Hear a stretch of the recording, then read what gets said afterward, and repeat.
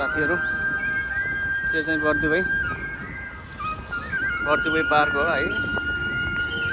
आज चाहिँ किनकि मान्छे नभएको कारण के हो भने कोही पनि नभएको कारण किन भन्दा आज मन्डे, हिजो सन्डेको दिन चाहिँ धेरै नै थियो मान्छे।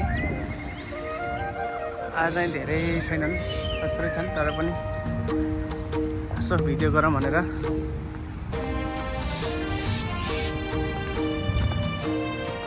मेरो ड्युटी नै नजिक हो नि त, त्यही भएर यसो आउँदाखेरि यसो फोटो बनाएको भिडियो गराएको है। यस्तै छ, यस्तो फुलहरू चट्ट